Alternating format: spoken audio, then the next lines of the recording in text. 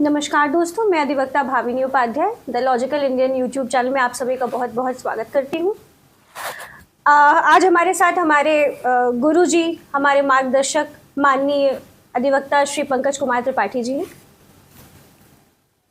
Sir, विगत दिनों में हम लोगों ने दलितों पे चर्चा की, मुसलमानों पे चर्चा की, जाति की बात मैं कर रही हूँ। तो क्योंकि मैं ब्राह्मण हूँ, आप भी ब्राह्मण हैं, तो एक बड़ा प्रश्नवाचक चिन्ह सा लग रहा है। मेरे जो जानने वाले, मेरे खुद के परिवार वाले मुझसे पूछ रहे हैं कि तुम ब्राह्मण होकर के ऐसी बातें कर रही हो, ब्राह्मणों ने इतना योगदान दिया, ब्राह्मणों को क्या मिला। तो आज मैं चाहती हूँ कि हमारी जो चर्चा हो वो ब्राह्मणों पे हो। तो कुछ सवाल के माध्यम से मैं आपसे ब्राह्मणों के बारे में जानना चाहूंगी।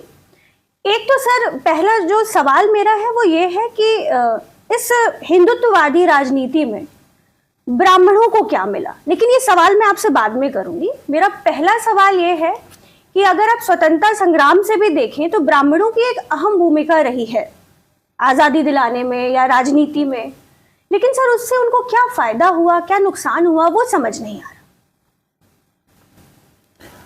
देखिए, यह सच है कि आज़ादी की लड़ाई जब लड़ी जा रही थी तो सबसे प्रमुख रूप से दो लोग लड़ रहे थे। वैसे तो पूरा देश लड़ रहा था, यह कहना बहुत अच्छा नहीं है कि यही दो लोग लड़ रहे थे, लेकिन अगर अनुपात में संख्या के हिसाब से देखा जाए तो सर्वाधिक संख्या ब्राह्मणों और मुसलमानों की थी जी। और मुसलमानों में भी वह जो बहुत ऊपर दर्जे के लोग थे। कारण यह था कि मुसलमान ठीक पहले सत्ता में रहे थे, बहुत सारे लोग इंटेलेक्चुअल थे। वैसे ही ब्राह्मणों में बहुत ज्यादा इंटेलेक्चुअल लोग थे, पहले से ही शिक्षित थे, तो जब अंग्रेजों की शिक्षा आई तो सबसे आगे ये रहे। तो इसलिए आजादी की लड़ाई में इनकी भूमिका सबसे अहम हुई। इसके अलावा संविधान निर्माण सभा में आपको सर्वाधिक ब्राह्मण दिखेंगे और इससे इनको क्या मिला, अगर यह सोचा जाए तो इससे इनको सत्ता मिली। भाई, मुसलमान तो देश विभाजित करके चले गए अलग देश में, वो जो ऊपर के मुसलमान थे उनमें से बहुत से लोग रुक गए यहां, जैसे मौलाना अबुल कलाम आजाद हैं, तो इनके जैसे कुछ एक मुसलमान रुके हैं। मैं ऊपर के मुसलमानों की बात कर रहा हूं। लेकिन ब्राह्मणों को भी हिंदुस्तान में सत्ता मिली, सम्मान के साथ मिली। 40 साल तक एक छत्र राज रहा कांग्रेस के माध्यम से ब्राह्मणों का। तो ब्राह्मणों को क्या मिला? लोकतंत्र में अगर सत्ता मिली तो वोट से ही मिली होगी, और अगर वोट से सत्ता मिली तो जाहिर सी बात है कि लोगों के दिलों में स्थान मिला। लोगों ने यह पाया कि आप आजादी की लड़ाई लड़े, आपने सबके लिए समरसता वाला संविधान बनवाया, तो इसलिए लोगों ने उनको चुन करके सत्ता में रखा, तो ब्राह्मणों को मिला। सर, तो केवल ब्राह्मणों को मिला ही है कि इन्होंने आजादी के बाद कुछ किया भी आपके हिसाब से? नहीं, आजादी के बाद मेरा मानना है कि ब्राह्मणों ने दो महत्वपूर्ण काम किए हैं, बहुत महत्वपूर्ण काम। और इसको मैं ब्राह्मणों को इसलिए श्रेय दे रहा हूं क्योंकि वह सत्ता लगभग 90% ब्राह्मणों के हाथ में थी। इसको कोई लोकतांत्रिक बेईमानी कह सकता है, लेकिन उसके भी दो पहलू निकल कर आएंगे कि और लोग सक्षम नहीं थे या और लोग चुने नहीं जाते थे। वोट तो होता ही था, चुनाव तो हो ही रहा था। आज क्यों नहीं ब्राह्मण चुन लिए जा रहे हैं? क्योंकि आज ब्राह्मणों ने लोगों में विश्वास खो दिया है, तो इस नाते ब्राह्मण चुने नहीं जा रहे हैं। तब विश्वास रहा होगा, लोग चुने होंगे। या मैं यह भी कह सकता हूं कि उतनी ज्यादा लोकतांत्रिक जागरूकता लोगों में नहीं थी। जो जागरूक लोग थे, लोग उन्हीं में अपना नायक खोज लेते थे। तो इसके दोनों पहलू हैं। आप आलोचना की निगाह से देखें या उनकी उपलब्धि की निगाह से, लेकिन 40 वर्षों तक सत्ता के लगभग सभी जगहों पर ब्राह्मण थे। 90 तक की बात मैं अभी कर रहा हूं। इस 40 वर्षों में देश कहां से कहां गया, यह बात जरा जानिए। सबसे पहली बात कि आपके देश में संविधान लागू हुआ, बाबा साहब ने संविधान बनवाया, संविधान सभा में जो भी लोग थे उन्होंने पारित किया, और पारित करने के बाद संविधान को लागू करना सबसे बड़ी चुनौती था। आप तो अधिवक्ता हैं और मैंने अपने तमाम व्याख्यानों में बताया है कि भारत के संविधान का भाग 3 मूल अधिकार देता है, और वह जो मूल अधिकार है वह ब्राह्मणवादी व्यवस्था के खिलाफ है, वह समतावादी सिद्धांत पर है। और यह संविधान इसीलिए लागू हो पाया, जी हां मेरे दर्शकों, आप में से कुछ लोगों को मेरी बात सीधे नहीं समझ में आएगी, लेकिन यह बात समझिएगा कि यह संविधान इसीलिए लागू हो पाया क्योंकि सत्ता ब्राह्मणों के हाथ में थी, बनवाने में ब्राह्मण भूमिका अदा किए थे। तो जैसे है ना, क्या यहां लाठी रखी, अब मैं कहूं कि देखिए आप तो ताकतवर हैं, आप लाठी पकड़िए और कृपया इस दुश्मन से हमारी रखवाली करिए, तो भले ही आप 2 लाठी खाएंगे, लेकिन हमारी इस तारीफ के कारण ही आप उससे लड़ने जाएंगे। हां, अब इसमें यह भी हो सकता है कि हमको भी कभी आप लाठी दिखा दें, तो यहां यह भी नहीं भूलना है कि ताकतवर तो आप ही हैं। तो एक तो संविधान को लागू किया उस समय की सरकार ने, नेहरू की सरकार ने, उसके बाद इंदिरा की सरकार ने, और बहुत अच्छे से लागू किया। एक मंडल कमीशन के आरक्षण की बात को छोड़ दिया जाए, ओबीसी की, तो शेष संविधान को बहुत सलीके से लागू किया गया। इमरजेंसी भी जो लगाई गई है, तो उस समय का कारण क्या था मैं कभी चर्चा कर दूंगा, आज नहीं करूंगा। मैं इमरजेंसी की आलोचना कर रहा हूं, करूंगा, लेकिन वह इमरजेंसी संविधान के प्रावधानों के तहत थी, आधार भले अनुचित थे। यानी आज जो अघोषित इमरजेंसी लग जाया करती है, उसकी तुलना में वो जवाबदेह इमरजेंसी थी, उसमें सवाल जवाब हो सकता था। आज तो कैसे करेंगे आप? तो ब्राह्मणों ने उस समय सरकार में होते हुए 2 प्रमुख काम किए। एक तो संविधान को लागू किया, इसी में हम एक काम और जोड़ेंगे कि संविधान को सुरक्षित बनाए रखा। भाई बाबा साहब तो जा चुके थे दुनिया से, और जिस वर्ग के लिए सबसे ज्यादा यह लाभदायक है, इस बात को बोलने के बाद मैं एक स्पष्टीकरण दे दूं कि एक विधि के शिक्षक के नाते, विद्यार्थी के नाते, मैं यह कदापि नहीं देख पाता हूं कि यह किसी के लिए हानिकारक है, सबके लिए फायदेमंद है। तो फिर आपको मैंने कैसे कह दिया कि जिसके लिए ज्यादा फायदेमंद है? जो हमारे यहां वर्ण भेद था, जाति भेद था, उसके आधार पर, शिक्षक के नाते, तत्कालिक आधार पर, सामाजिक आधार पर, व्यक्तिगत तौर से मैं मानता हूं कि सबके लिए फायदेमंद, नहीं तो मैं इसकी वकालत क्यों करता। लेकिन इसमें जिन बातों को आगे ले जाया गया वह ब्राह्मणवादी व्यवस्था के खिलाफ थी, और फिर भी ब्राह्मण सत्ता में होकर उसको लागू किए। तो एक तो लागू किए, दूसरे इसको सुरक्षित बचाए रखे। 90 में मुख्यतः यह सत्ता जाती है ओबीसी लोगों के हाथ में, मोटे मोटे तौर पर। अटल बिहारी वाजपेयी जी प्रधानमंत्री हैं, नरसिम्हा राव जी प्रधानमंत्री हैं, लेकिन अब गठबंधन की सरकारें हैं। तो सत्ता में अब जैसे 3 भाई मान लें कि सवर्ण, ओबीसी और दलित, तो अब दूसरे भाई और तीसरे भाई भी सहयोग कर रहे हैं, तब सत्ता बन पा रही है। बहुत अच्छी बात है, सारे लोग, सारे भाई मिलकर काम करें ना, एक ही के पास क्यों रहेगी। लेकिन जब एक के पास थी तो उन्होंने एक बड़ा काम किया कि संविधान को लागू किया और सुरक्षित बनाए रखा, संस्थानों को मजबूत किया। दूसरा एक उससे बड़ा काम किया था, और मैं चैलेंज के साथ कह रहा हूं कि आज की कोई सरकार आ जा करके दिखा दे, नहीं कर पाएगी। वो इसलिए ही हो गया क्योंकि सत्ता ब्राह्मणों को दी गई थी, और इसलिए ही हो गया क्योंकि ब्राह्मणों के प्रति समाज में आदर भाव था। तो ऐसा नहीं है कि समाज में ब्राह्मणों के प्रति जो आदर भाव था इसका नुकसान नहीं हुआ। उसी आदर भाव की देन है कि जब बिनवा भावे भूदान यज्ञ करते हैं तो तमाम रजवाड़े जमीन दे दिया, और वो जमीन गरीबों में, भूमिहीनों में आवंटित कर दी गई, बांट दी गई। चलिए वो तो जो दान करना चाहते थे वो कर दिए। पूरे भारत में जो ब्रिटिश भारत था वो जमींदारों में बटा हुआ था, तो सभी जमींदारों की जमींदारियां ली गई और जमीनें बांटी गई। भावनी जी आपके घर की भी जमींदारी गई? बिल्कुल सर, चली गई। कोई खून खराबा हुआ नहीं, कोई लाठी चलाने गए आपके घर पर सरकार के सिपाही, या आपके घर वाले अपने लिटाइतों को भेजे कहीं? कहीं नहीं। अभी मैं चेंबर में बात कर रहा था, हमारे एक मित्र हैं जमींदार राजपूत परिवार से, उन्होंने यही कहा कि जब जात के तौर पर गालियां हम सुनते हैं तो हमें बहुत दर्द होता है। कभी हमारे बाबा खुद खड़े होकर के खेत दे दिए थे। तो थोड़ा सा सबको ये समझना पड़ेगा, खासकर हमारे नेताओं को। ये बहुत जल्दी लोगों को गुमराह कर दे रहे हैं, बांट दे रहे हैं, और इससे बड़ा नुकसान हो जाएगा। तो अगर ब्राह्मणों की बजाय कोई दूसरा कौम या धर्म होता सत्ता में और वो कहता कि जमींदारी छोड़ो, तो शायद लोग नहीं छोड़ते। ब्राह्मणों का समाज में जो आदर था, आज के युवाओं को शायद ये मेरी बात नहीं समझ में आएगी, जो आज का दौर देख रहे हैं रोज गाली ही दे रहे हैं, नहीं समझ में आ रहा है। बुजुर्गों से पूछेंगे या आज भी जो इस बात को सोचेंगे कि भाई जब इनका आदर था तभी तो सत्ता में थे। तो तर्क सर जब अंदर आएगा तब तर्क और तथ्य दोनों हाँ, देखना पड़ेगा उनको। हाँ। फिर मैं इस पर भी चलूंगा कि ब्राह्मण निरादर ही क्यों हो गए, आज क्यों उसका आदर खत्म हो रहा है, इसके लिए ब्राह्मण ही जिम्मेदार है। तो इस नाते धैर्यपूर्वक लोगों को सुनना होगा।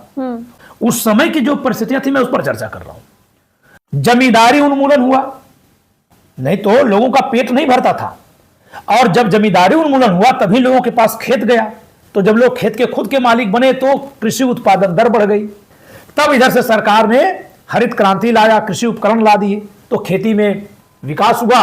भारत कृषि में यानी खाद्यान्न में आत्मनिर्भर बना, खाने को नहीं अट रहा था।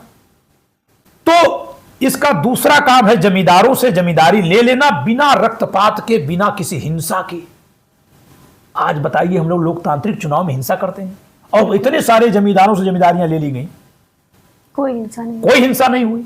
महात्मा गांधी का इसमें बहुत बड़ा असर है। मैं एक जाति को ही श्रेय नहीं दे सकता पूरा, और भी तमाम लोग हैं, लेकिन जब एक जाति के तौर पर ब्राह्मणों को आप लांछित करते हैं कि इन्होंने क्या किया, तो ये उपलब्धियां बतानी पड़ेंगी। और ये उन उपलब्धियों को जानना ब्राह्मण बच्चों के लिए बहुत जरूरी है। उनको यह लगता है कि संविधान हमारा विरोधी है। अरे अगर ये संविधान हमारा विरोधी होता तो सत्ता के सारे केंद्रों पर बैठे हमारे पूर्वज इसको लागू क्यों करते? तब तो कोई विरोध भी नहीं कर पाता। क्यों? क्योंकि जमींदार खुश हो जाते।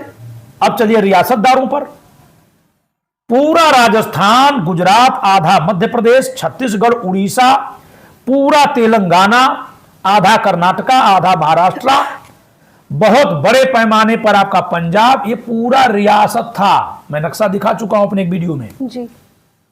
ब्रिटिश भारत बहुत हिस्से में था, छोटे छोटे टुकड़े में था। इन सारी रियासतों के राजा अंग्रेजों के जाने पर तो एकदम स्वतंत्र हो गए। अगर वो अपनी रियासतदारियां नहीं छोड़ते तो भावनी जी, आज रियासतदार, आज 75 साल के बाद सारी रियासतें उनकी ले ली गई, उनके सारे संसाधन ले लिए गए आजादी के समय पर। और बाद में, और ये 1956 तक हुआ है, पटेल साहब 1950 के दिसंबर में हमको छोड़कर चले गए हैं। और फिर जब सरकार ब्राह्मणों के हाथ में, तो हम पटेल साहब कोई ब्राह्मण ही मानेंगे ना। तो जब रियासतों की रियासतें खत्म होने के 70 साल बाद ज्योतिरादित्य सिंधिया के महल देख लीजिए, कितने 100 कर्मचारी आज उसमें काम करते हैं, प्रति महीने का वेतन कई लाख में आता है। तो सोचिए कि अंग्रेजों के जाने के बाद इनसे वो रियासतें ले लेना, इनकी सारी जागीर और जमीन मिला लेना देश में, मामूली बड़ी चुनौती थी। केवल कह देने से कि ब्राह्मणों ने क्या किया या नेहरू ने क्या किया, सरकार ने क्या किया। आज भी इतनी गाली सुन करके जितनी विनम्रता से काम किया जा रहा है, ये देश का ऋण है, इसलिए मैं कर रहा हूं। और इसलिए मैं सभी ब्राह्मणों से कहता हूं कि पूरा समाज हमारे पूर्वजों को देवता मानकर सम्मान दिया है। अगर ये नाराज है, नाखुश है, तो हमें सहना चाहिए। बिल्कुल, सबके साथ मिलकर देश को आगे ले चला जाए। तो सबसे बड़ा काम हुआ उन रियासतदारों से रियासतें ले लेना। आज दिग्विजय सिंह, अर्जुन सिंह, या आपकी वसुंधरा राजे, दिया सिंह, आपके तमाम रजवाड़े मिल जाएंगे, चाहे वो आपके रामपुर के नवाब हों, कश्मीर को मिलाया गया, जूनागढ़ को मिलाया गया। ये सारी रियासतें बिना किसी खून खराबा के ले ली गई। और एक बात बता दे भावनी, उस समय अगर जमींदार और रियासतदार से लड़कर हम लोग लेना चाहते ना, तो भारत की फौज छोटी पड़ जाती। वो इतनी ताकतवर थे, अंग्रेज ही उनको ताकतवर बना के रखते थे, क्योंकि अंग्रेज उनको लाइसेंस दिए हुए थे। तो अंग्रेज उनके यहां इतना ज्यादा मजबूती रखते थे कि जिससे रियाया पर वो नियंत्रण रख सके, और जनता में उनके लिए बहुत आदर था। आज भी उड़ीसा के रजवाड़े जब चुनाव में निकलते हैं तो वहां की गरीब जनता दूध से उनका पैर धोती है। यह परंपरा है, और यह ब्राह्मणवादी परंपरा ही रही है जिसमें क्षत्रिय इस तरह से था। तो ब्राह्मण को चूंकि सत्ता मिली, इस नाते क्षत्रियों ने अपना सब कुछ त्याग करने को सहज रूप से स्वीकार कर लिया, और उसी से फिर विकास हुआ। एक प्रांत केवल बचा हुआ है, एक राज्य, जहां जमींदारी नहीं खत्म कर पाई कांग्रेस, चाहे उस समय तात्कालिक कारण कुछ भी रहे हों, वह है बिहार। मास मर्डर होता है, 90 से वहां गैर कांग्रेसी सरकार है, और ये जो गैर कांग्रेसी सरकार है, यह माना जाता है कि यह गैर ब्राह्मण सरकार है। यहां तक कि भाजपा भी ओबीसी की ही राजनीति प्रमुख तौर पे करती है, हिंदुत्व की लेकिन ओबीसी की। ओबीसी की। हटा दें वहां की जिम्मेदारी, हम देख लें। बाबा साहब ने संविधान लिखा तो उनको लिखने का अवसर दिया गया तब ना लिखा। बिल्कुल। फिर बाबा साहब लिखकर चले गए, पटेल साहब भी चले गए। अब 90 तक संविधान सुरक्षित कैसे था? और जिस समय बाबा साहब को संविधान लिखने के लिए दिया गया उस समय ब्राह्मणों का बोलबाला था। पूरा बोलबाला था बाबा साहब का। मैं अगर वो मिल जाए तो मैं पैर छू के प्रणाम करूंगा, सिर रख के प्रणाम सर करूंगा। किया ही होगा लोगों ने, तभी तो उनको बिल्कुल। इतना बड़ा लेकिन उस समय बाबा साहब चुनाव नहीं जीत पाते थे, इस बात को हमको नहीं भूलना है।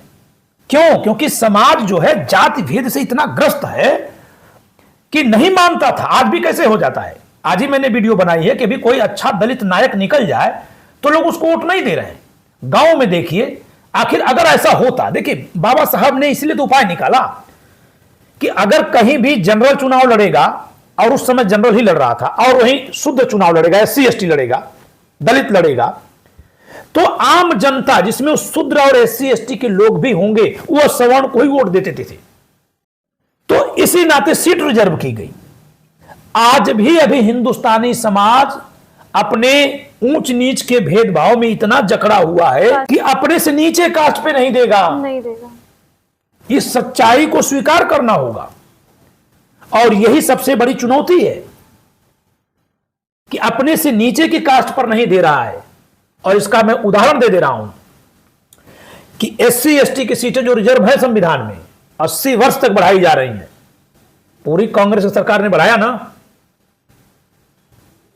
क्या जरूरत थी उनको बढ़ाने की, अगर वो घोर ब्राह्मणवादी सरकार थी तो? बिल्कुल। भाई संविधान में 10 वर्ष के लिए लिखा था अनुच्छेद 334 में। और एक दुर्भाग्यपूर्ण बात देखिए, जी हां दुर्भाग्यपूर्ण मैं कह रहा हूं, कि जिन 131 सांसदों को उस आरक्षण के जरिए लाया गया है, वे सांसद तो कभी भी नहीं सुनाई देते बोलते हुए। तो जब आज नहीं बोल पा रहे हैं तो 60 में इस संविधान से प्रावधान 10 साल के बाद खत्म कर दिया जाए तो क्या कर लेते? कुछ नहीं। अब चुनकर आ नहीं पाते। तो यह सोच लेना, यह कह देना कि ब्राह्मणों ने कुछ नहीं किया है या अपने लिए किया है, यह ठीक नहीं है। अब हम इसके नकारात्मकता पर आते हैं कि जी हां, जो पद पर रहा अपने लिए किया है। इसको ऐसे देख लीजिए कि आज आरक्षण हो गया है, आरक्षित वर्ग से कोई व्यक्ति IPS बन जा रहा है, जज बन जा रहा है। आपकी भी जानकारी में तमाम ऐसे जज लोग हैं जो आरक्षित वर्ग से बन गए, ऊंचे वर्ग की टाइटल लगा दे रहे हैं, पहचान ही छिपा दे रहे हैं।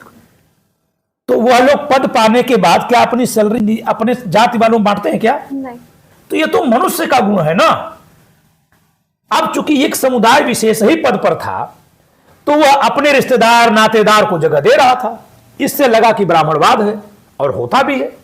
यही आरोप तो सारी सरकारों पर लग रहा है, आज तक लग रहा है। यहां तक कि योगी जी सत्ता में है, संत हैं, लेकिन उन पर आरोप लग रहा है कि अपनी जाति वालों को हर जगह रख रहे हैं। और आप चले जाइए किसी थाने में, देखिए थानेदार कौन लोग हैं। अखिलेश यादव थे तब भी लगा था, मायावती जी थी तब भी लगा था। जबकि यह लोग इसी ब्राह्मणवाद के खिलाफ आए और उसी पर चल रहे हैं। ब्राह्मणवाद मतलब अपने अपने। सर उसके पीछे वजह तो ये भी हो सकती थी ना कि ब्राह्मण वर्ग उस समय ज्यादा शिक्षित था, इसलिए वो सत्ता में बिल्कुल था। बिल्कुल ब्राह्मण वर्ग शिक्षित था। और एक बात ये भी जानिए, मैं एक और तरफ ध्यान दिलाना चाहूंगा कि कांग्रेस की सरकारों ने शिक्षण संस्थानों की जो स्थापना की, आज आरक्षित वर्ग से जिस किसी वर्ग के लोग नौकरी पा रहे हैं उन्हीं शिक्षण संस्थानों से आए हुए लोग हैं। बिल्कुल। तो कांग्रेस ने आपको, यानी ब्राह्मणों की सत्ता, कांग्रेस का मतलब ब्राह्मणों की सत्ता, जी हां कांग्रेस मतलब ब्राह्मण थे, हर पद पर ब्राह्मण थे। बिल्कुल। तो ब्राह्मणों की सत्ता ने जमींदारियां छीनी, जागीरें छीनी और बंटवाया, लोगों को संतुष्ट किया। कहां एडजस्ट किया होगा? आपको बता दें कि जनसंघ जो कांग्रेस के खिलाफ खड़ा हुआ, उसकी सबसे बड़ी ताकत ये रजवाड़े बने। जब प्रीवी पर्स इंदिरा जी ने बंद कर दिया, जब वो अपनी रियासतों का विलय किए थे, तो उसमें एक संधि हुई थी कि इनको प्रतिवर्ष भारत की संचित निधि से एक निश्चित धन दिया जाएगा खर्च चलाने के लिए, क्योंकि अपने इलाके से तो टैक्स वसूल नहीं पाएंगे। और उनको बहुत सारी प्रॉपर्टी छोड़ दी गई थी। 1971 में चुनाव के ठीक पहले इंदिरा जी ने 2 काम कर दिया। एक तो प्रीवी पर्स बंद कर दिया एकदम एक बार में, संविधान में संशोधन करके। प्रीवी पर्स बंद कर दिया, यह कहकर कि ये जितना धन हम रजवाड़ों को दे रहे हैं, यह धन हम अपने गरीब जनता को अमीर बनाने के लिए, सक्षम बनाने के लिए बांटेंगे। उसी पर इंदिरा जी ने नारा दिया था, गरीबी हटाओ। लोग मजाक करते हैं, कर लें, गरीबी हटी नहीं क्या? पहले लोग गोबर में से बीन कर खाते थे, अब कोई गोबर छू नहीं रहा है। देश एक दिन में नहीं ना तरक्की कर जाएगा। दूसरी बात कि उन्होंने एक कानून पारित किया कि ये सारे किले जागीरदार के पास नहीं रहेंगे। जो रियासतदार है उनको बहुत सारे किले सारे किले उनको छोड़ दिए गए थे। जब नेहरू जी के समय में विलय हुआ था, सरदार पटेल जी के द्वारा जो शुरू किया गया था, उसमें इनके केवल इलाके को लिया गया था, किलों को नहीं लिया गया था। यह मान लिया गया था किले इनके हैं, किलों के मालिकाना हक थे।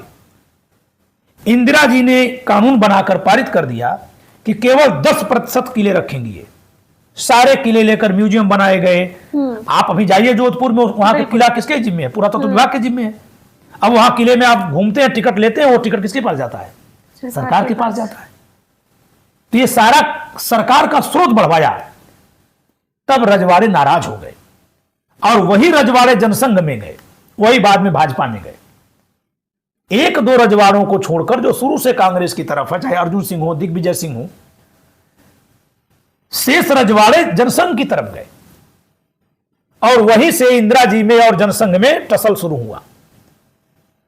तो आप बताइए कि शिक्षण संस्थान खोला, जमींदारों और जागीरदारों से, रियासतदारों से जमीनें लेकर आम जनता में बंटवाया, कृषि को बढ़ावा दिया और भारत को आधुनिक बनाने के लिए तमाम वैज्ञानिक संस्थान खोले गए।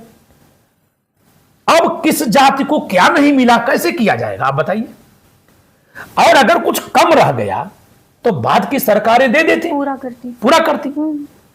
तो मेरा सवाल होगा कि 90 के बाद से कितने विश्वविद्यालय खोले गए? सब तो प्राइवेट कर दिए गए ना। बिल्कुल। सामाजिक न्याय वाले लोग जब से सत्ता में आए हैं, मैं इनकी आलोचना नहीं कर रहा हूं, चेतावनी दे रहा हूं, सत्ता में अब आप 200 साल रहिए, एक ब्राह्मण के नाते हमको नहीं सत्ता चाहिए। हमने जहां तक हमको मिला, हमने देश को संभाल कर दे दिया, लेकिन संभालना होगा देश को ही। चाणक्य ने कहा है कि जिसकी जिह्वा पर आप शहद रखेंगे और चाहेंगे कि वो कुछ भी अंदर न ले, वो कुछ न कुछ तो ले ही लेगा। तो ठीक है, उतना चलेगा, लेकिन बर्बाद कर दे नहीं चलेगा। और सामाजिक न्याय में शिक्षा, चिकित्सा ये फ्री होनी चाहिए। मैं खुद प्राइमरी का प्रोडक्ट हूं, फ्री में पढ़ा हूं। अगर उस समय इतनी सस्ती शिक्षा नहीं होती भावनी, तो मैं तो किसान का बेटा हूं, पढ़ ही नहीं पाता, मैं नहीं पढ़ पाता। बिल्कुल। हमारे गांव के तमाम लड़के नहीं पढ़ पाते। प्राइमरी स्कूल में फ्री में शिक्षा थी। क्या वेतन नहीं था शिक्षकों के लिए? क्या पेंशन की व्यवस्था नहीं थी? वो सरकारें कहां से कर रही थी? लेकिन ध्यान दीजिएगा, तब कोई विधायक बड़ी बड़ी गाड़ियों से नहीं चलते थे, तब अमीर लोग विधायक नहीं होते थे। तो यह सारा धन सरकार का, सरकार में बैठे लोग लूट रहे हैं। इस नाते ही स्कूल नहीं खुल रहा है। मैं सामाजिक न्याय की आगे की क्रांति के लिए यही एक लक्ष्य दे रहा हूं कि अब ओबीसी, एससी, एसटी लोग सत्ता संभाल रहे हैं, संभालें। हम पीछे खड़े हैं, लेकिन देश में शिक्षा, चिकित्सा और अदालत, ये 3 चीज की व्यवस्था करें ताकि संविधान और अच्छे से लागू हो। जी सर, आप जिस तरह से आप बता रहे हैं, पुरानी राजनीति मैं भी नहीं थी उस समय, आपने तो काफी अच्छे से देखा हुआ है। तो सर, ब्राह्मण ने इतना त्याग किया, पर आज तो ब्राह्मण कहीं नहीं है। आज अब इस हिंदुत्ववादी राजनीति में ब्राह्मण कहाँ है सर? ब्राह्मण एक बहुत बड़ी गलती किया है। सन 90 के समय पर बहुत भारी गलती किया है। उसकी कीमत ब्राह्मण भी चुका रहा और देश भी चुका रहा है। वह गलती यह किया कि जब संविधान में लिखा हुआ था कि अन्य पिछड़े वर्ग को आरक्षण, एससी एसटी का आरक्षण तो लागू कर दिया, बहुत अच्छे से नहीं लागू किया, लेकिन मैं उसके लिए भी मानता हूं कि जब शिक्षित होकर लोग आए ही नहीं थे तो बहुत अच्छे से लागू होकर भी क्या होता। और अगर कहीं बेईमानियां हुई हैं, बहुत बड़े पैमाने पर हुई होंगी, तो सत्ता के स्तर से नहीं थी, अधिकारी कर्मचारी बेईमानी कर रहे थे अपने जाति वाले को। तो ऐसा थोड़ी है कि ब्राह्मण देख के भर्ती कर लिया। अरे भाई, जो ब्राह्मण है उसके सारे नातेदार रिश्तेदार ब्राह्मण ही तो रहेंगे ना। तो जिसको निकाला गया उसको लगेगा ये ब्राह्मण को भर रहा हो, ब्राह्मण को नहीं भर रहा हो, अपने नातेदार को भर रहा है। वो कोई भी होता तो करता, वो गंदगी करता। ये गंदगी है, वो उसके लिए मैं तारीफ नहीं करूंगा, मैं शिकायत करूंगा। लेकिन वह ब्राह्मणों को भर रहा था, यह गलत हो जाएगा। ठीक जैसे ये ऐसे ही है कि मंदिरों में ब्राह्मण बैठे हुए हैं, ठीक है, ब्राह्मण बैठे हुए, जी नहीं, मंदिरों में वे ब्राह्मण बैठे हुए हैं जिनके पूर्वज उस मंदिर के पुजारी थे, वही पूर्वज के वंशज बैठे हुए हैं। अब आप सोचिए कि मैं जाऊं और कह दूं कि मां वैष्णो देवी में जो चढ़ावा आता है, चूंकि मैं ब्राह्मण हूं मुझे भी हिस्सा चाहिए, मनुस्मृति में लिखा है कि हम भी दान पाने के हकदार हैं, बिल्कुल, तो मिल जाएगा क्या? नहीं। अगर ऐसा ही हो जाता तो भारत के जितने मंदिरों में चढ़ावा आता है, सार्वजनिक मंदिर की बात कर रहा हूं, व्यक्तिगत मंदिर की नहीं, वो सारे ब्राह्मणों में ही बांटने की बात करके देख लीजिए, समझ में आ जाएगा कि ब्राह्मण में कितनी एकता है, लाठी बजने लगेगी। बिल्कुल, जो जहां है वो अपने भाई भतीजावाद किया और ये गलत किया, लेकिन उससे लोग नहीं चिढ़े एक दूसरे कारण से।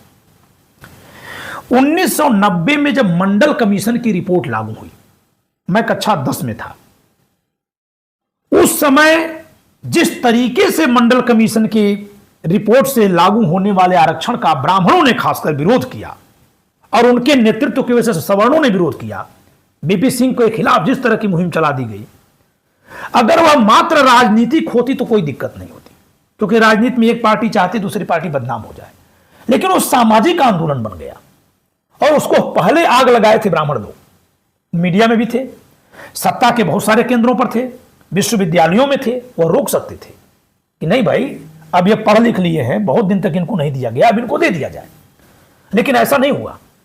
तमाम लड़के आत्मदाह कर रहे थे, मर गए, गोली मारी गई है, तो कितने मर गए इस तरह से, कितने आत्मदाह कर लिए, जबकि इतने की जरूरत नहीं थी।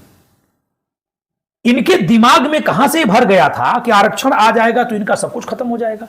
आज तो नौकरी ही खत्म हो गई, रेलवे में कोई वैकेंसी आई 2019 से, नहीं आ रही, 19 में आई, उसका रिजल्ट नहीं है। बिल्कुल, लेकिन अब तो ब्राह्मण को नहीं दिक्कत है ना। तो ब्राह्मण ने बहुत भारी ये गलती की कि संविधान को जो सुरक्षित रखा 40 साल, उसमें जो कमी छोड़ दिया था, जब उसको दूसरी सरकार ने पूरा किया तो उसके खिलाफ खड़ा हो गया। ऐसा नहीं करना चाहिए था। और दूसरी उससे भारी गलती उसी 90-91 में कर दिया, वह कमी है धर्म की राजनीति आरंभ करा देना, और इसके चलते ब्राह्मण औहदे मुंह गिर गया राजनीति में। और अब वह कह भी नहीं सकता जिस ठाठ से, जिस ताव से, जिस गर्व से मैं कह दे रहा हूं कि ब्राह्मण ने इतना दिया है देश को आजादी के बाद भी। आज ब्राह्मण युग तो जान ही नहीं रहा, वो कहेगा ही नहीं। क्यों? क्योंकि क्या कह दिया जा रहा है कि कांग्रेस मुसलमानों की पार्टी है। बिल्कुल, हिंदुत्व की राह पर ब्राह्मणों को ले जाने के लिए बीजेपी और जनसंघ ने, जो पुरानी जनसंघ थी, बीजेपी ने यह दिमाग में सबके भर दिया कि कांग्रेस तो मुसलमानों की पार्टी। तो 40 साल ब्राह्मणों ने जो किया वह कौन कहेगा? और कांग्रेस के खिलाफ जो ओबीसी और एससी की जातियों में राजनीति शुरू हुई, वह तो तारीफ करेंगे नहीं। बिल्कुल, भाई वह तो शिकायत करके ही सत्ता में आएंगे ना, जो सत्ता में रहेगा उसकी शिकायत होगी ही, उसका विरोध होगा। तो वह तारीफ करेंगे नहीं जिसको आपके काम का लाभ मिला, और आप खुद तारीफ करोगे नहीं।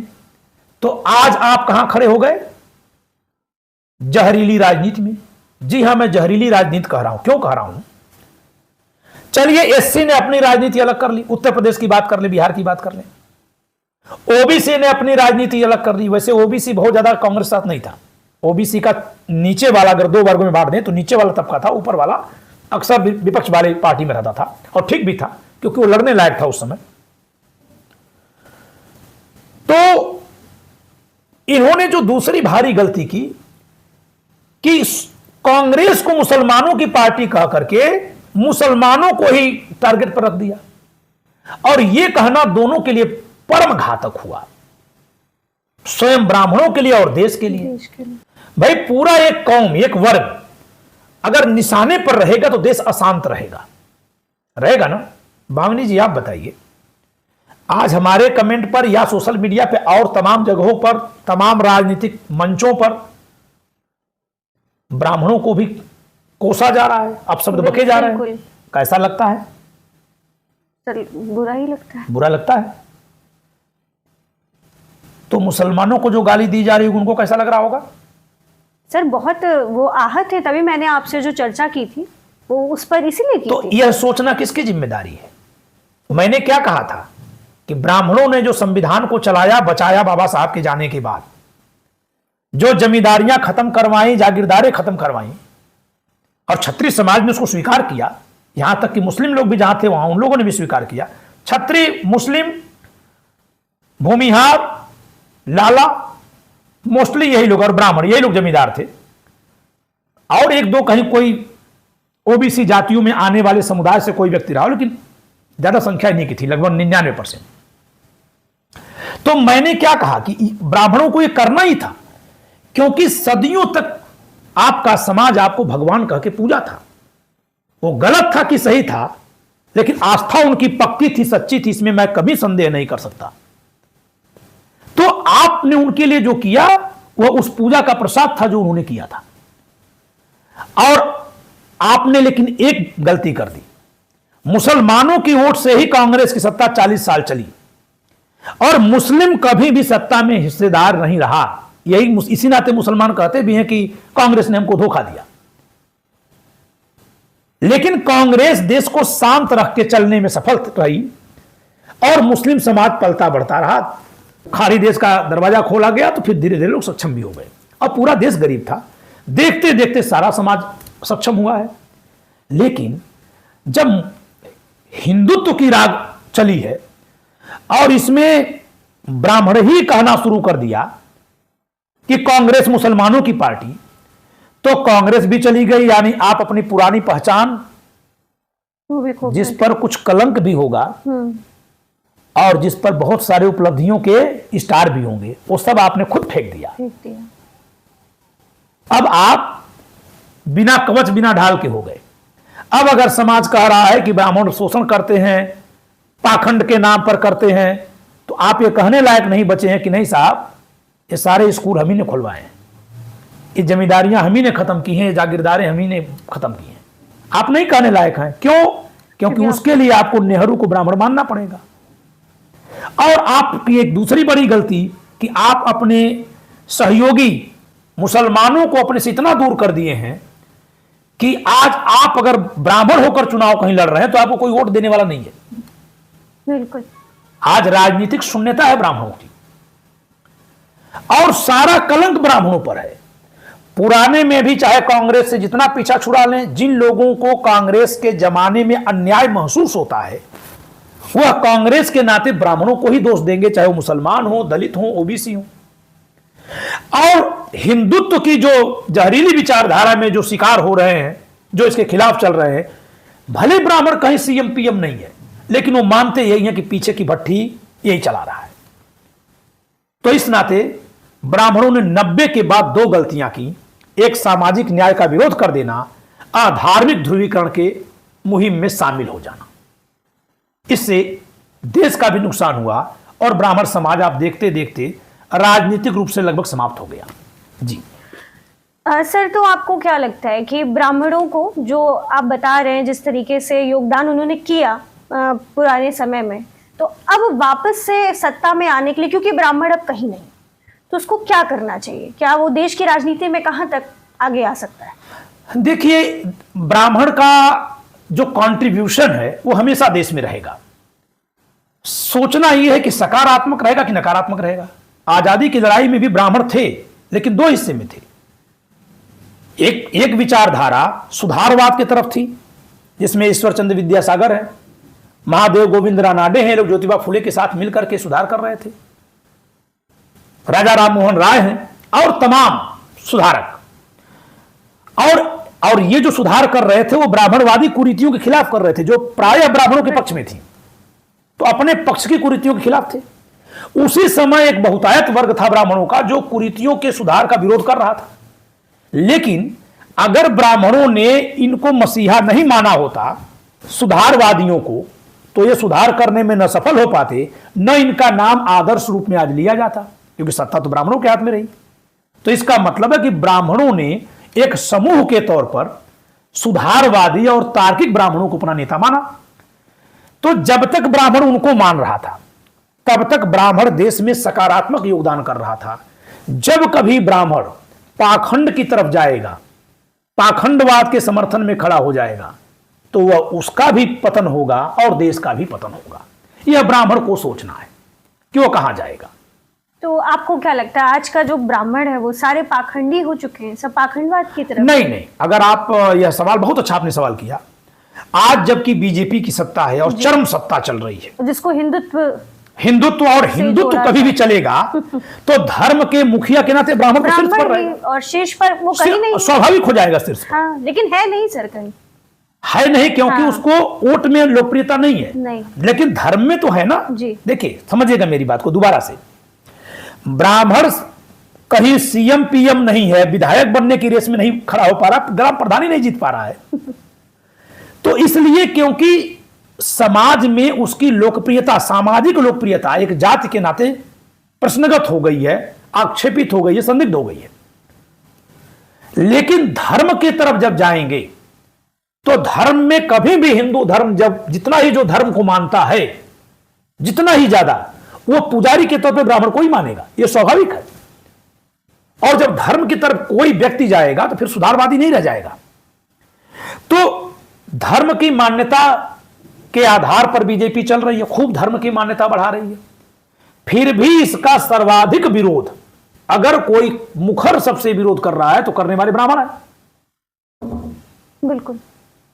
आप अशोक कुमार पांडे जी को ले लीजिए, रवीश कुमार को लीजिए, अभी कल ही संकेत उपाध्याय ने छोड़ा है एनडीटीवी, कल की ही न्यूज है कि दयाशंकर मिश्र ने एक किताब लिख दी है राहुल गांधी पर कि सांप्रदायिकता से लड़ने वाला हीरो, तो उनको न्यूज 18 से निकाल दिया गया है।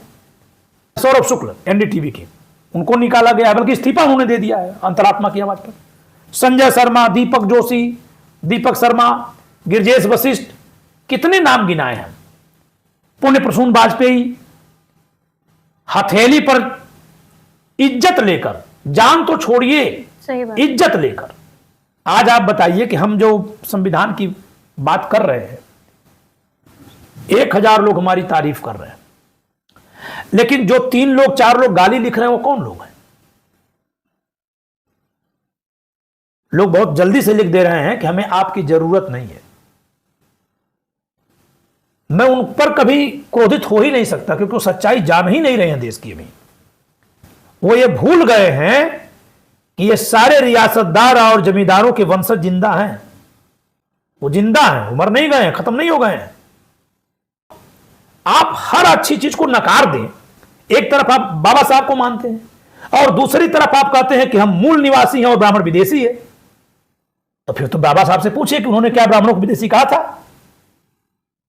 मुझे पता है कि आपके पास जिन ब्राह्मणों की कॉल आ रही है वो यही कह रहे हैं कि आप किन के समर्थन में खड़ी हैं जो आपको विदेशी कहकर के भगाने की नारा लगा रहे हैं। ये कौन इनको समझा रहा है? और ये एक बात और भी बता दें भावनी आपको कि ये ब्राह्मण विदेशी है भगाने वाले, नारा लगाने वाले स्वयं अपने वर्ग में अल्पसंख्यक हैं। मैं कह दे रहा हूं कि वो इसी मुद्दे पर चुनाव लड़के देख लें, नहीं मिलेगा उनको वोट। क्योंकि आप अपने पॉलिटिकल फायदे के लिए अगर कोई नारा इस तरह का लगाएंगे तो सब लोग नहीं उसके साथ खड़े हो जाएंगे।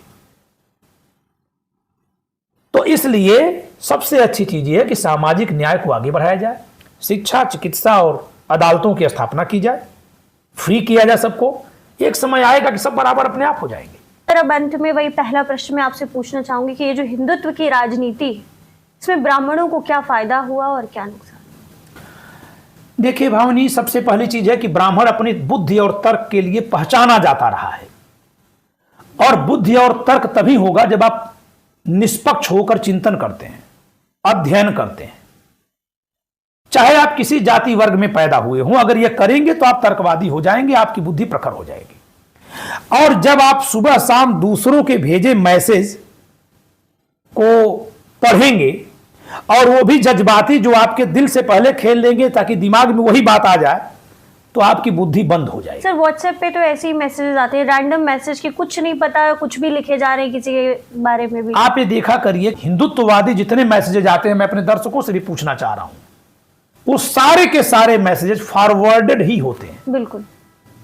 जिसने फॉरवर्ड किया जरा उससे पूछे कि भैया किसने तुमको भेजा है, तो वो भी कहेगा हमारे पास फॉरवर्डेड आया।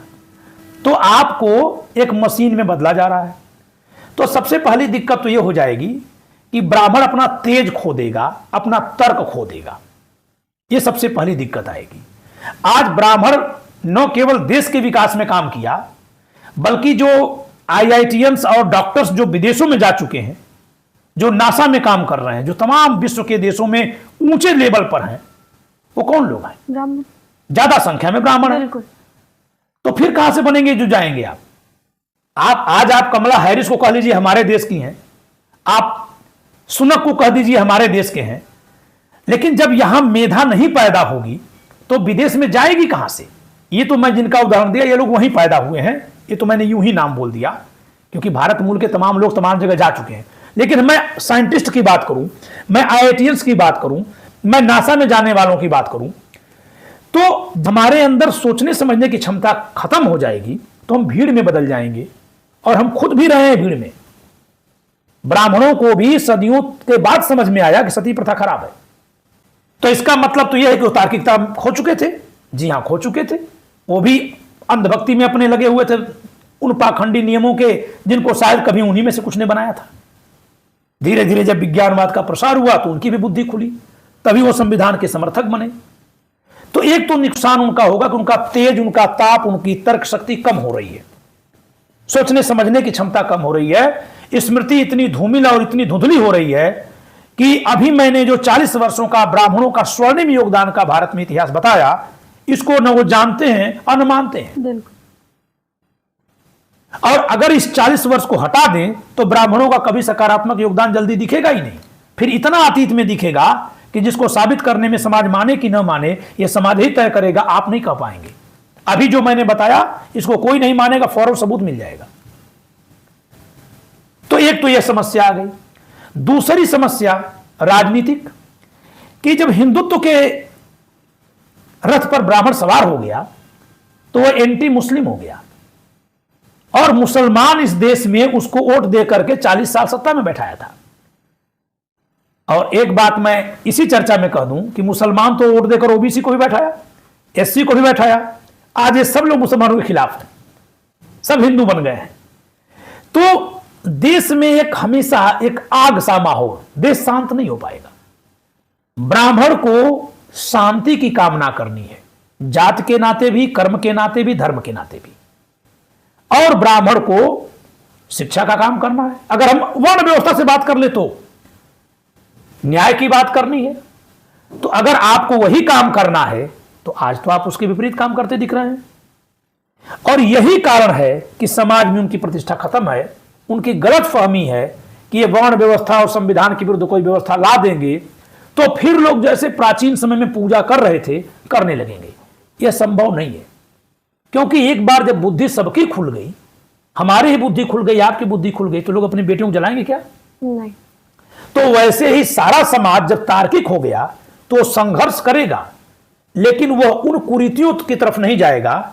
आप सोच रहे हैं, अगर सोच रहे हैं या उसकी लालच में है कि वहां तक जाएगा देश तो फिर हम ब्राह्मण जन्म से पूजे जाने लगेंगे, उससे न तो देश का भला होगा और न समाज का भला होगा, उससे दोनों का नुकसान होगा। लेकिन सर, अगर ब्राह्मण फिर से कोशिश करे देश की राजनीति में आने के लिए, तो मुझे लगता है ना, क्योंकि ब्राह्मण की शुरू से भी इज्जत रही है, आज भी है, पूरे तरीके से आप उसको खत्म तो नहीं मान सकते। बिल्कुल नहीं मानेंगे। तो देश की राजनीति बदल जाएगी सर, अगर ब्राह्मण वापस आपने से। जहां तक इज्जत की बात की, हाँ, संविधान की चर्चा मैं अपनी क्लास में भी हमेशा से करता रहा हूं, 2003 से पढ़ा रहा हूं। मेरे सारे विद्यार्थी हर जाति धर्म के, कहीं हो कोई पूछ सकता है, जज बन के बैठे हुए हैं। बिल्कुल। और एक दो नहीं, हजारों की संख्या में 10,000 के आसपास अधिवक्ता होंगे हमारे विद्यार्थी। सबको मैंने सामाजिक न्याय और संविधान सिखाया, तो हमको इज्जत मिल रही है। बिल्कुल। यानी हमें इज्जत ब्राह्मण के नाते नहीं मिल रही है, संविधान के साथ हम खड़े हुए लोगों ने इज्जत दे दिया। और यही जब हिंदुत्व के साथ आप खड़े हो रहे हैं तो आपको इज्जत तो इज्जत नहीं मिल रही। नहीं मिल रही। तो ब्राह्मण को कुछ नहीं करना है। जिस किताब को उसने खुद बाबा साहब के जरिए बनवाया संविधान सभा में बैठकर, उसी को लेकर चलना, उसी को सही से चलवाए। और मैं तो कह रहा हूं कि मास्टर बन जाए ना। बिल्कुल। 40 साल तक हमने संभाला, अब हम हट रहे हैं। अब चलो ओबीसी समाज के लोग बैठो, एससी एसटी समाज के आप लोग बैठो, भाई हम लोग 4 भाई हैं। अब चलो छोटा भाई बैठेगा, बझला भाई बैठेगा, बड़ा भाई क्यों काम करेगा? हमको नहीं चाहिए सत्ता, संविधान लेकिन चाहिए, सामाजिक न्याय चाहिए, देखिए फिर कैसे नहीं लोग उसको सम्मानित करेंगे, और जो कोई भी ये बात करेगा लोग सम्मानित करेंगे। बिल्कुल। और आप इसी चैनल पर देख लीजिए कि हजारों हजार कमेंट किस भाव से आ रहे हैं। मैं जिन 2-3 लोगों का 2-3% का जिक्र किया कि वो लोग अपमानजनक बात लिख रहे हैं, तो 99% लोग क्या कह रहे हैं कि अगर ब्राह्मण आगे आकर संभाल दे संविधान को, तो लोगों को, हम लोगों के जान माल सम्मान के खोने का दर्द भी सता रहा, आशंका भी सता रही है, जबकि इससे तो हमको डरना नहीं है। जैसे हमेशा से सदियों में पूर्वजों ने बलिदान किया जाएगा। तो आप जो कह रही है कि कैसे गरिमा वापस आएगी, कैसे सम्मान मिलेगा, इसी तरह से मिलेगा। देश का गौरव बढ़ाने में साथ खड़े हो जाइए, पानी की तरह चलिए। आपने तो ब्राह्मणों के कंधों पर बड़ी जिम्मेदारी डाल दी है। हाँ, रही है जिम्मेदारी। आपको साष्टांग प्रणाम किया गया तो क्या करेंगे? ब्राह्मण को, मैं सदियों की बात कर रहा हूं, मैं ये नहीं कर रहा हूं कि ये परंपरा वापस लौट आए, नहीं, लेकिन अगर पूर्वजों का सम्मान हुआ तो ऋणी है ना। ऐसा ही ऋण सब लोग सोच लें, देश सोने की चिड़िया बन जाएगा। और नफरत बंद करें। बहुत बहुत धन्यवाद सर। हम फिर अगले प्रश्न के साथ अगले वीडियो में आपसे चर्चा पे आएंगे, इसी टॉपिक को थोड़ा और आगे बढ़ाएंगे। तब तक के लिए आप हमारे चैनल को सब्सक्राइब कीजिए, हमारे वीडियो को लाइक कीजिए, और जिन लोगों की किताबें अभी तक नहीं पहुंची, एक्चुअली हमारे पास बहुत सारे संविधान की किताब के ऑर्डर्स आ गए हैं, तो हम जल्द से जल्द आप तक पहुंचाने की कोशिश करेंगे। और ये नीचे हमारा नंबर दिया हुआ है स्क्रीन पर, आपके जो भी प्रश्न हो आप डायरेक्ट कॉल कर सकते हैं। धन्यवाद।